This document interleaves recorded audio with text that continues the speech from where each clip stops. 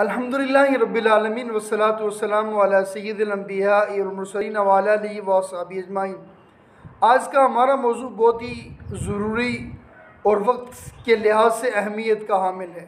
ربیع الاول کا بابرکت مہینہ گزر رہا ہے۔ پاکستان اور دنیا بھر کے مختلف علاقوں میں، مختلف محلوں میں جلسے، جلوس اور ریلیاں، محفل مصطفیٰ، میلاد مصطفیٰ، سیرت مصطفیٰ کانفرنسوں کا انعقاد کیا جا رہا ہے۔ اس سلسلے میں بہت ساری چیزیں ایسی ہیں جو ان جلسے اور جلوسوں میں شریعت کے خلاف ہوتی ہیں، یعنی نبی علیہ السلام کی سنت کے خلاف کام ہوتے ہیں، جس پر آواز حق بلند کرنا میرا اور آپ ہم سب کا فرض ہے۔ کوئی بھی شخص دنیا کے اندر کسی بھی مسلک سے ہو، وہ نبی علیہ السلام کی ولادت کی خوشی کا مخالف نہیں ہے۔ ہاں، طور طریقے سے وہ اختلاف کرتا ہے۔ نبی علیہ السلام کی آمد اس کائنات کی سب سے بڑی خوشی ہے، سب سے بڑی برکت والی بات ہے اور سب سے عظیم بات ہے۔ اس سے بڑی بات اور کیا ہو سکتی ہے نبی علیہ السلام کی آمد۔ اب ان جلسے، جلوس اور محافل کے دوران چند باتیں ایسی ہیں جو شریعت کے منافی ہیں۔ میرا اور آپ کا، ہم سب مسلمانوں کا فرض بنتا ہے ہم ان چیزوں کا بائیکاٹ کریں، ان کو ختم کرنے کی کوشش کریں۔ سب سے پہلی بات ہے، یہ جو میلاد النبی کے جلوس وغیرہ ہوتے ہیں، پہلی بات تو یہ انہیں فرض سمجھنا، سنت سمجھنا، یہ شریعت کے خلاف ہے۔ اور اگر کوئی شخص جلوس نہ نکالے، جلسہ نہ کرے، اسے مسلمان نہ سمجھنا، یہ بھی شریعت کے خلاف ہے۔ یعنی ربیع الاول کے جلسے، جلوس ایک مستحب عمل ہے، آپ کریں گے تو ثواب ہے، نہ کرنے والے پر کوئی وعید نہیں ہے۔ دوسری بات ہے، ان جلسوں اور جلوسوں کے دوران فرض نماز قضا ہو جاتی ہیں، باجماعت نمازیں چھوٹ جاتی ہیں، یہ شریعت کے خلاف ہے۔ سب سے پہلے نماز ہے، نماز فرض ہے اور باجماعت ادا کرنا ہر مسلمان پر لازمی ہے۔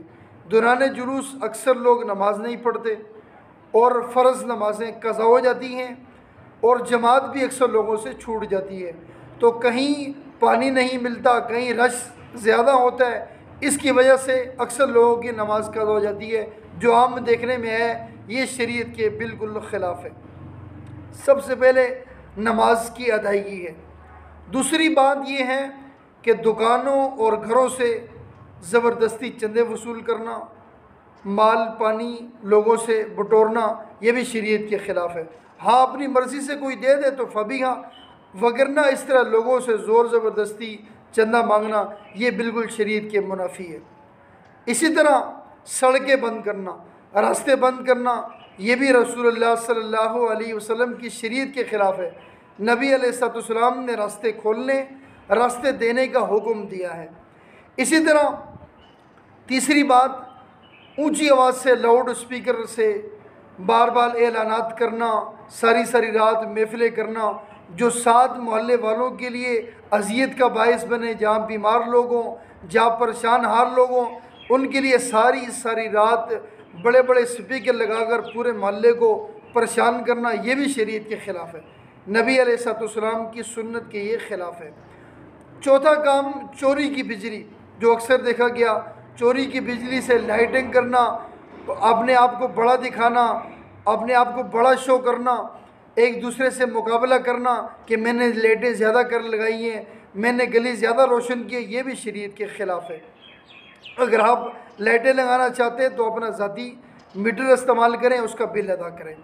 پانچواں، فرض نمازوں کی قضا اور باجماعت نماز کا ضائع ہونا، یہ بھی شریعت کے خلاف ہے۔